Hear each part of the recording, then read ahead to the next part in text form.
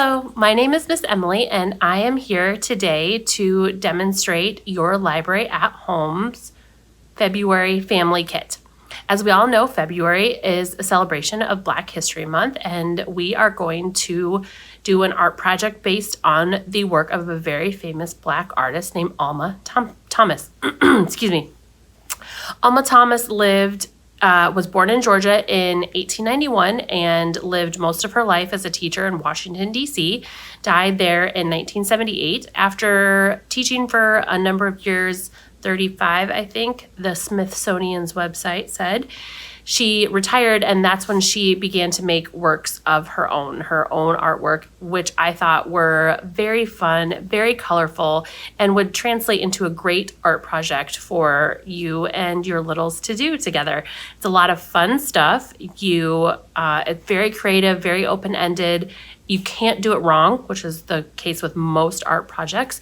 It's definitely about the process of doing the art project and not the product at the end. So even if your little messes it up, it's not a big deal. It's a very fun time to spend together bonding and learning about art, Black artists, and each other, really. So the things that you will be getting from the library are a couple of large pieces of construction paper, and a handful of pre-cut, because we have them laying around. So if you don't like them, don't use them, recycle them, use them for something else, cut your own, no big deal. But we have these laying around extra, so I thought we should use them. That's what I used for my project. So I'm going to give you a handful of these very random shapes. I will probably give you more than you will need for the 2 art projects. So if you have extra paper at home, use them or just pile them on top. I just want to make sure that everybody has enough. There are 2 different ways that you can do this, and if you look up Alma Thomas's artwork, she does a lot of different really, really fun things with mosaic. But since not all of the shapes are squares, there's a lot of different kinds of shapes. This is also a fun thing that you could do with your littles, name all the shapes, or if you don't remember the name of a shape like that, look it up. Parallelogram? I don't think. This is more like a parallelogram, I think.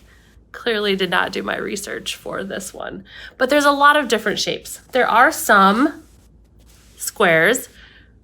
If you look at Alma Thomas's work, there are mainly squares that she uses. And I thought it would be nice to do one with squares if you wanted to, and then one without, so that you didn't have to sort through all of the shapes to pick out the squares. If you wanted to go through all of the shapes and choose the squares, I did that for one of my examples. I went through, and it really didn't take that long. I just separated all of the squares and then put them into different color piles so that I could use them the way that I wanted to. But if you didn't want to do that, you don't have to. You can just pick out the shapes that you want to use as you go. You don't necessarily have to pick out the squares. Or like if I said, if you didn't want to use these at all and you wanted to cut out your own squares, you would just need a couple pieces of construction paper, or just one if you wanted a specific color. She did a very neat painting in all reds, and I believe one in all blues too. So she also just expressed herself creatively in the way that she wanted to, and you should as well. The thing that you're going to need at home is scissors if you want to cut out your own squares or shapes in construction paper, but if not, those are optional. And the other thing you'll need is glue. And I did some testing, some experimenting, so you don't have to, even though you can if you want to. Maybe you'll find that you like the other way better, and you can share it with me. But I was like, which way is going to work better? Glue, school glue, liquid glue, or glue stick? And I did find that the glue stick worked better because faster drying, it went more evenly over the little pieces of paper, and it didn't get me as messy. But if white glue or school glue is all that you have at home, that works just as well. Sometimes the feeling of the glue kids like, I like that too. So they may just want to be using the school glue. If you are doing this project later on, sometime not in February, and you did not get a kit from the library, those are the things that you will need. One large piece of construction paper, little pieces of construction paper, whether you cut them out yourself or found them or had them left over from other crafting projects, and then glue. And that's really it. It's a very simple thing. Most of us have these items laying around at home. For our first example, we're going to do a more traditional take on Alma Thomas's work. A lot of the time, when she did a mosaic like this, she would find a centerpiece. So we're going to use this blue. Like I said earlier, I separated some squares out of the pile of paper shapes, and then I separated them into colors. I only found one blue, so I thought I would use that as my centerpiece. Also blue, specifically this kind of blue, this teal, happens to be my favorite color, so it worked out nicely. Put some glue on the back. Great for working on fine motor skills for littles, putting that glue on. Put it in the middle-ish of your paper. You can go this way, landscape or portrait if you want. I am going to, I think I'm gonna go landscape with mine. So landscape. Then choose another color. The color that I have the least of is purple, but I don't even think that I have enough purple to fit. I don't have enough purple to make a full circle around my square. Sounds weird saying that. So we will discard that. Although you could do whatever you want. Absolutely do it. If you only have one piece of purple, put it next to it. You make it how you want to. The other color that I have the least amount of is red. So I think that we'll go ahead and do that. Oh my gosh, look, that's almost perfect. If you would like, you could make your shapes touch like this, or you could leave some space between them like this when you glue them down. Let's do the first round or the first circle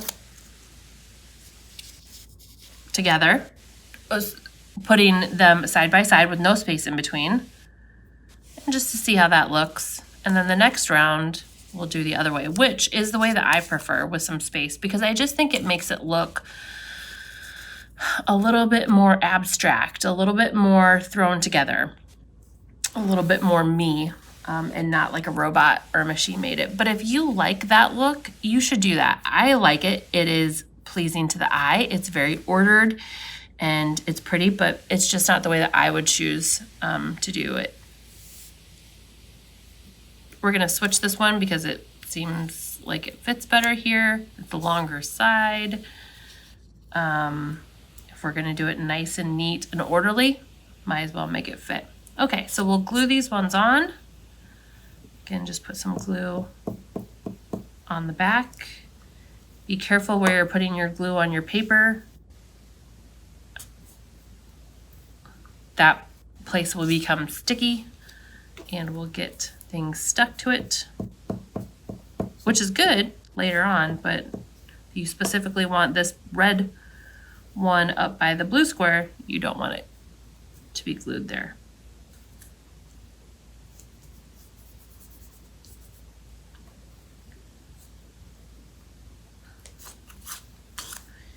To find more of Alma Thomas's work, you can go to the Smithsonian, as I mentioned earlier. You can Google a lot of different art galleries. Online art sites have her work. It's very easy, just Google Alma Thomas and things should come up. Here are a few of my favorite.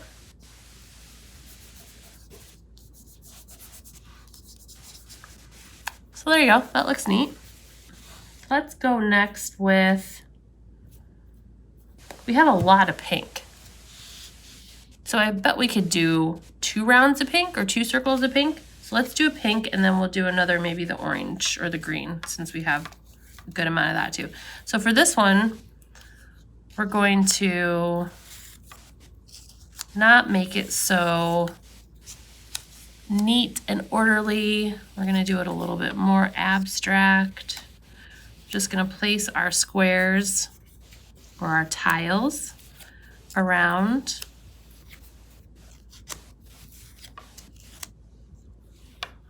Yeah, I like that. That looks nice. So I'm gonna glue and I will be right back. Here is my finished product. I tried to make my circles, my ever bigger circles, the same color, but as I was gluing, I messed up right here. Accidentally put the orange where the yellow was supposed to be. Still looks nice. Then had some holes. Clearly I couldn't make all of the green go around. I was running out of space, but I had a couple holes, so I used my little couple squares of purple and just dabbed them in there. So I think it looks nice.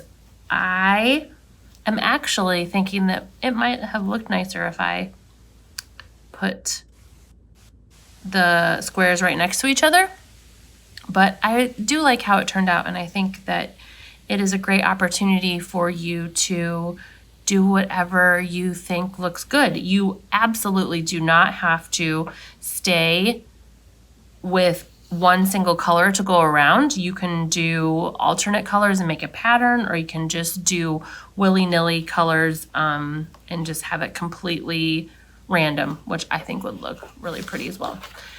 This is our first example again with the squares. If you wanted to go through all of the shapes and pick out the squares or make your own. Our second example is going to be just the shapes. No rhyme or reason to the shapes. I started with a red triangle. I put that in the middle. I thought that would be a good eye catcher. It would draw your eye straight to the center. But then I found this little random heart. So I glued it on there. This one is going to be portrait, not landscape. Although again, you could turn it that way if you wanted. My heart would be upside down. I started just going willy-nilly with my colors, no rhyme or reason. And I really liked that look. And I thought to myself, what would it look like though if I tried to put one single color as a circle around here? So I tried to do that with yellow, and I really think like it's too much yellow now. So I don't like it, but the great thing about this is that I could redo it. I could do another one, not like tear these off because they're glued on, and just do it a different way. For gluing on random shapes, I really just had the pile of random shapes next to me, would grab, so I would look at my colors and I would be like, oh, there's a lot of yellow here. Let's grab a green, or just not a yellow, any color that's not a yellow. Put some glue on it and stick it right where I think it looks nice. And then I kind of turn the paper. Oh, there's a lot of yellow here. So let's do a pink. Sometimes I would place it to see if there's a spot that looked nice. That looks good.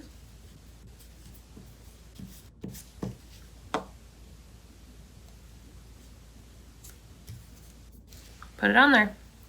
Oh, here's a lot of yellow. And I could use my squares this time because I'm all done with my square mosaic. Oh, here's a elusive purple. That'll go perfect right there. Put some glue on. Maybe not that way. Yeah, look at that. It's kind of like Tetris. I'm already kind of spilling over on this side. So flip it over, go here. I saw some blue. Yes, there's some blue pieces. I used some of those because, like I said earlier, it is my favorite color. Gotta have a little bit more representation.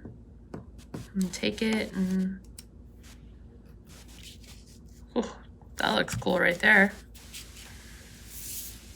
And...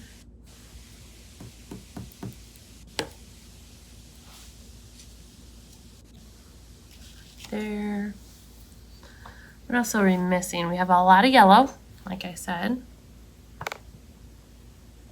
A lot of yellow. Not a lot of red. Let's put a couple more red pieces on there.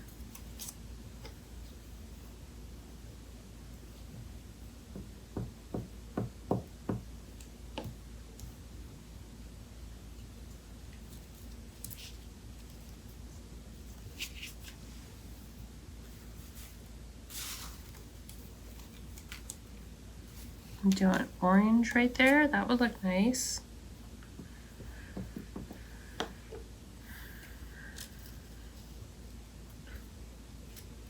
I am not I'm trying not to overlap the shapes. There was one place, well, the heart is overlapping, obviously, the triangle, but it's also overlapping some other shapes next to it. And I think it looks better without the overlapping because then you can see the full shape. But again, if you like it, oh yeah, there's this one. I just overlapped a tiny bit right there too. And there. But you can, and there. You can really, it kind of, it really blends in. So if you do it, not a big deal. But I was actively trying not to overlap my shapes, although clearly I did not do a great job. I will continue to add to this just to fill it up. But so I'll probably put some more purple. Oh, if I can find, there's one more purple. If I can find a couple more purple, I'll put one or two over here, some reds, maybe some more greens, but probably no more yellow. And then I will be done. A simple project, but fun, and a lot of early literacy skills and fine motor skills, working on colors. It is a catch-all project. And of course, we're celebrating the Black artist, Alma Thomas, during February, which is Black History Month. So please share any and all of your mosaic projects with the library. I'll be looking forward to seeing them. Thanks so much, everyone. Have a great day.